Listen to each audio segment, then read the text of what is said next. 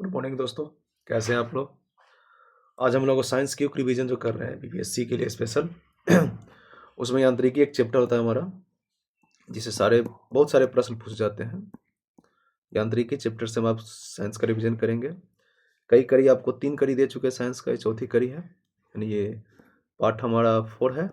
ठीक है, आइए हम लोग देखते हैं साइंस के वो क्वेश्चन जो यूपीएससी और जो जितने जो पीसीएस है उसमें पूछ चुका है, उसका रिवीजन करते हैं ताकि हम लोग जान सके कि प्रश्न कहाँ से और किस तरीके से रहेगा, क्योंकि साइंस बहुत सा जो है ट्विस्ट करता रहता है। चलिए स्टार्ट करते हैं हम लोग। ऊर्जा संरक्षण का आधार है कि, मतलब ऊर्जा संरक्षण का आधार क्या है, वो क्या कहता है। तो ऊर्जा का हम लोग नियम पढ़े होंगे, क्या करते हैं। तो ऊर्जा होता क्या है, सबसे पहले एनर्जी वो चीज़ है जो कभी खत्म नहीं होती है, वो सिर्फ अपना रूप बदलती रहती है। ठीक, तो इसके अकॉर्डिंग होगा ऊर्जा संरक्षण का आधार क्या है। तो ऊर्जा का ना तो सृजन हो सकता है, नहीं तो विनाश हो सकता है। हम ऊर्जा को सिर्फ एक रूप से दूसरे रूप में बदल सकते हैं। मान ले तो स्थिति ऊर्जा है तो उसको गतिज में बदल सकते हैं, और वो केमिकल एनर्जी है तो उसको हम इलेक्ट्रिक एनर्जी में बदल सकते हैं। लेकिन उसको हम जो सर्वनाश नहीं कर सकते, नहीं उसको हम नए तरीके से सृजन कर सकते हैं। ठीक है, जो है उसी को हम बदल सकते हैं। पृथ्वी पर या यूनिवर्स में जो ऊर्जा है उसी को हम बदल रहे हैं, कोई नए तरीके से सृजन नहीं कर रहे हैं। जैसे अगर हम बिजली उत्पादन करते हैं तो बिजली किससे उत्पादन करते हैं, वाटर एनर्जी से लेते हैं। तो टरबाइन को चलाते हैं तो गतिज ऊर्जा को हम जो मूव करते हैं टरबाइन, तो गतिज को हम मैकेनिकल में परिवर्तन करके फिर उसको इलेक्ट्रिक ऊर्जा बनाते हैं। ठीक, रसायन जो उपलब्ध है, रसायन को हम चेंज करते हैं इलेक्ट्रिक ऊर्जा में या कुछ अन्य ऊर्जा में। ठीक है, ये हम उसको नए सिरे से बना नहीं रहे, बस उसको बदल रहे हैं। तो ऊर्जा संरक्षण का सिद्धांत यही कहता है कि ना तो हम उसे बदल सकते हैं, सॉरी, ना तो उसे सृजन कर सकते, ना ही विनाश करते हैं, सिर्फ उसे हम बदल सकते हैं एक रूप से दूसरे रूप में। ठीक है, अगले प्रश्न पे आते हैं।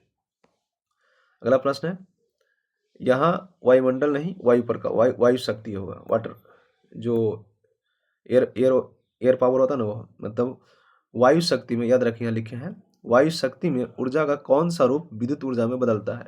देखिए बात वही पूछा जा रहा है लेकिन थोड़ा बदल दिया जा रहा है कि वायु शक्ति में ऊर्जा का कौन सा रूप विद्युत ऊर्जा में बदलता है। मतलब पवन ऊर्जा जो है किस रूप को अपना विद्युत ऊर्जा बदलता है। तो पवन में क्या होता है, गतिज ऊर्जा होती है ना, गतिज ऊर्जा चलती रहती है, उसको हम लोग क्या करते हैं, टरबाइन के माध्यम से उसको विद्युत ऊर्जा बदल देते हैं। इसका आंसर क्या हो जाएगा, गतिज ऊर्जा। ठीक है, अगले प्रश्न पे आते हैं कि इलेक्ट्रिक बल्ब की खोज की थी, ये थोड़ा टिप्स वाला क्वेश्चन है, ऑनलाइनर क्वेश्चन है, ध्यान नहीं दिया जाता है। इलेक्ट्रिक बल्ब की खोज किसने किया था, सॉरी ये बल्ब कहा गया, ये बल्ब यहाँ लिखा गया है। इलेक्ट्रिक बल्ब जो हम लोग जलाते हैं उसकी खोज किसने किया था, तो थॉमस अल्वा एडिसन ने किया था। ठीक है, अगले प्रश्न पे आते हैं हम लोग कि घड़ी के स्प्रिंग, जैसे अभी अभी देखिए, अभी आप लोगों के पास डिजिटल जो वॉच है या सीधा बैटरी वाला घड़ी है, लेकिन एक घड़ी आती है, अभी भी आती है, जिसमें हम लोग कहते हैं ना चाबी देते हैं कि चाबी दे दो चलेगा। तो उस घड़ी की बात कर रही है कि घड़ी की स्प्रिंग में संग्रहित ऊर्जा कौन सी होती है। तो चाबी क्या करते हैं, 24 आवर पर उसको चाबी एकदम घुमा घुमा कर हिट देते हैं ताकि वो 24 आवर के लिए चलती रहे। तो क्या होती है, पहले हम उस ऊर्जा को स्थितिज कर देते हैं और फिर वो स्थित ऊर्जा को गतिज ऊर्जा में क्या करते हैं, उसको बदल दिया जाता है। तो घड़ी के स्प्रिंग में कौन सी ऊर्जा संग्रहित होती है, तो स्थितिज ऊर्जा संग्रहित रहती है। ठीक है, अगले प्रश्न पे चलते हैं। निम्नलिखित में से किसमें एक कौन जो है, ऐसे कौन से जो एक स्नेहक रूप में प्रयोग कर सकते हैं, याद रखें हम लोग। तो इसमें हम स्नेहक रूप में प्रयोग करेंगे ग्रेफाइट। स्नेहक मतलब होता है फिसलन लुब्रिकेंट्स, ग्रेफाइट का प्रयोग करते हैं। ठीक है, स्नेहक में। नेक्स्ट में निम्न में कौन सा बल जो है संपर्क बल है, ये हमारा प्रश्न पूछ रहा है। निम्न में से कौन सा बल जो है एक जो संपर्क नहीं, मैंने इससे ऊपर कुछ लिखा है, ये संपर्क मतलब छूना हो जाएगा, क्षयकारी बल है। ये क्या पूछ रहा है, निम्नलिखित में से कौन सा एक जो है हमारा जो है क्षयकारी बल है, मतलब जैसे क्षय होता रहता है। ठीक है, आगे आते हैं इसके प्रश्न पर हम लोग। गुरुत्व, घर्षण, स्थिति या चुंबकीय, तो ये कौन सा हो जाएगा, घर्षण जो है क्षयकारी बल। उसमें घर्षण होता तो क्षय होता रहा, तो घर्षण बल क्या है, क्षयकारी बल है। ठीक है, अगला प्रश्न है कि सड़क पर चलते समय किसी बैलगाड़ी के पहिए की गति जो है किसका उदाहरण है। चलते बैलगाड़ी अगर आप लोग देखे ही होंगे, अगर 90 के दशक के बच्चे हैं तो, अभी भी है लेकिन बहुत कम है। वो बैलगाड़ी होती थी 90 के दशक के बच्चे देखो, बैलगाड़ी में एक काठ की पहिए होती थी और बैल खींचता था। अब तो टायर गाड़ी हो जाएगी, टायर चलती है। ठीक है, तो प्रश्न हमारा यही है कि सड़क पर चलते समय जो किसी बैलगाड़ी जो सड़क पर चलते समय किसी बैलगाड़ी के पहिए की गति जो है किसका उदाहरण है? तो ये किसका उदाहरण है? तो यह है स्थानांतरणीय और घूर्णनीय गति का, स्थानांतरणीय और घूर्णनीय गति का उदाहरण है। रुका रहता है, फिर वो चलती है, खींचती है, तो चलती है, मांसपेशीय एनर्जी से खींचती है बैलगाड़ी, तो चलने लगती है। ठीक है, आगे फ्रिक्शन कोण। ठीक, फ्रिक्शन कोण और विश्राम कोण निम्नलिखित में से किस रूप में होते हैं? ये किस रूप में होते हैं आपके ऑप्शन के साथ देखिए, तो यह आ जाएगा एक दूसरे के समान होता है।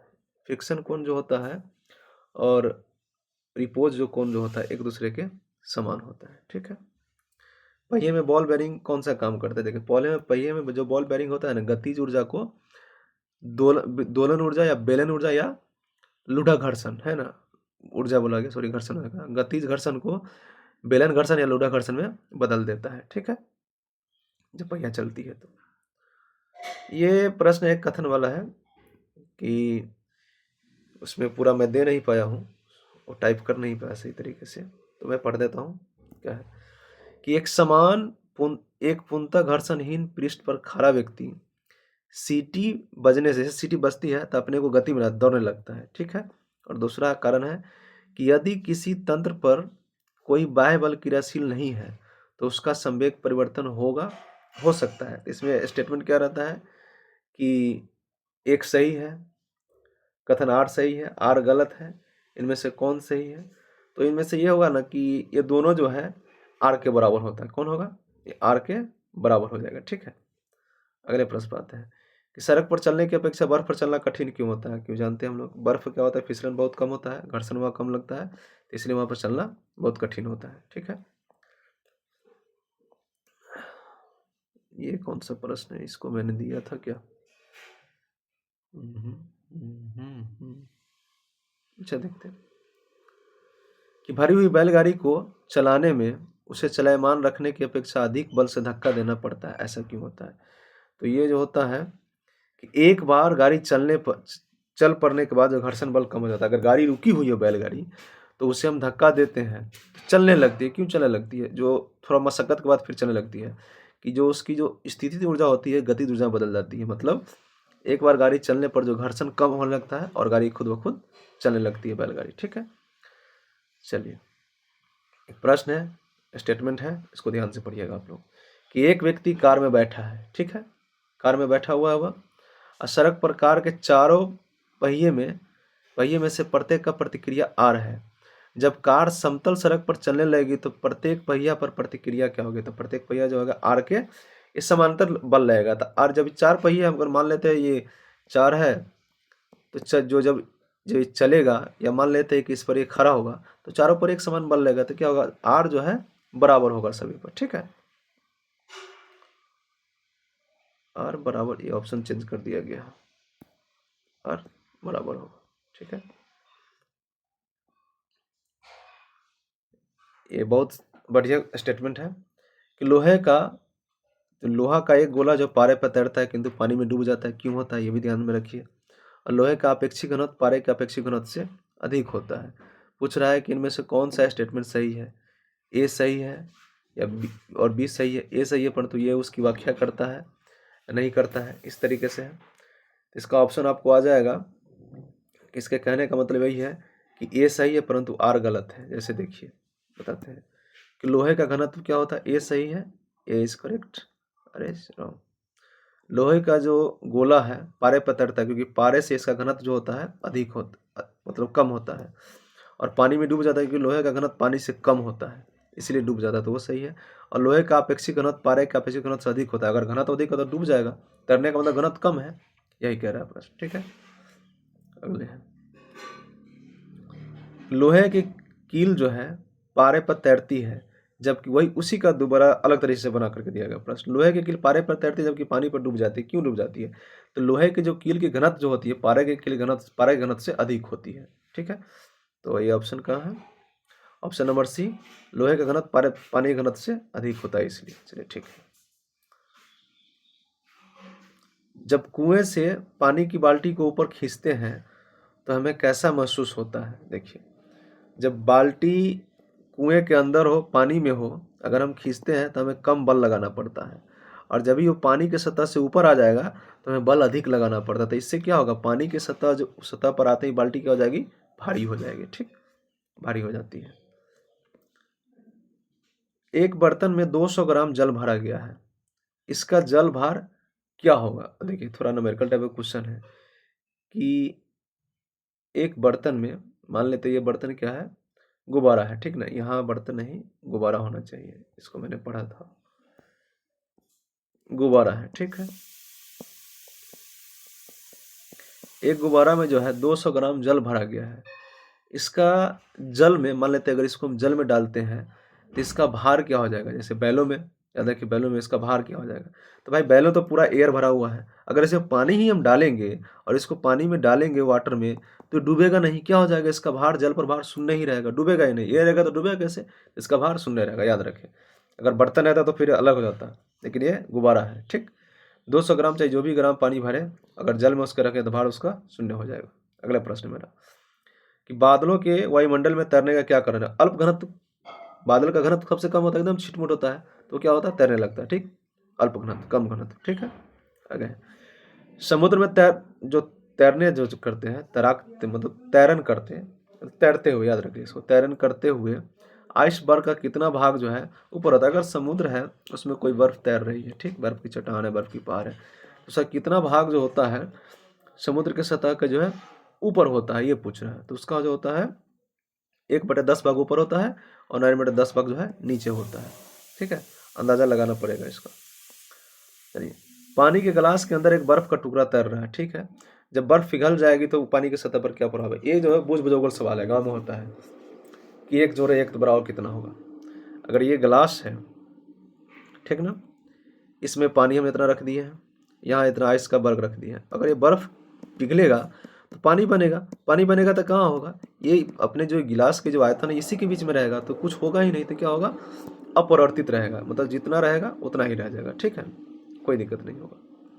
जब कोई जहाज जो है नदी से सागर में प्रवेश करती है, नदी से जब ये सागर में प्रवेश करेगी तो क्या होता है, तो सागर में प्रवेश करती है तो समुद्र तल में जो थोड़ा ऊपर उठ जाता है, समुद्र से तल में जाएगा तो थोड़ा ऊपर उठ जाएगा, क्योंकि वहाँ नमक रहता है और वहाँ घनत्व अधिक है, इसलिए थोड़ा ऊपर उठ जाएगा। ठीक है, आगे है मिट्टी का तेल पानी के ऊपर इसलिए तैरता है क्योंकि उसका घनत्व कम होता है। जो भी चीज़ पानी पर तैरने का, वाटर पर जो भी चीज़ तैरेगा मतलब उसका घनत्व जो है कम है। ठीक है, तो मिट्टी के तेल का घनत्व कम होता है इसलिए पानी पर तैरता है। ठीक, साबुन के बुलबुले के अंदर का दाब क्या होता है। साबुन जो भी हम देखते हैं, जैसे हम लोग साबुन का यूज करते हैं, तो कहता है उसके बुलबुले के अंदर की जो होती है दाब, वो दाब क्या होती है, वायुमंडलीय दाब से क्या होती है, तो वायुमंडलीय दाब से हमेशा क्या होगी, अधिक होगी। ठीक, तभी तो आगे फट जाती है, देखते हैं ना, फट जाती है, अगर कम होगी तो नहीं फटेगी जल्दी। यदि साबुन के दो विभिन्न या भिन्न भिन्न व्यास के बुलबुले को एक नली के माध्यम से गुजारते हैं, उसके संपर्क में लाया तो क्या होगा। इससे क्या होगा, छोटा बुलबुला, जैसे ये बड़ा बुलबुला है, ये छोटा है, ये जाएगा तो इसमें इंटर कर जाएगा, तो ये जाएगा तो इसमें छोटा हो जाएगा, और इससे क्या होगा, बड़े में एयर भरेगा तो बड़ा बड़ा हो जाएगा। तो इसका कहने का मतलब क्या होता है, छोटा बुलबुला और छोटा और बड़ा बुलबुला और बड़ा हो जाएगा। इसका आंसर ये होगा। ठीक है,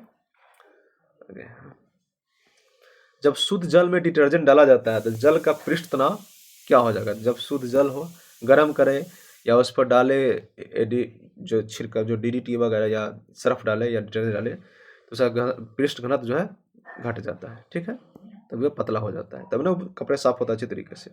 ठीक है, वर्षा की बूंद की गोलाकार आकृति का कारण क्या है, उसकी आकृति का कारण है पृष्ठ तनाव।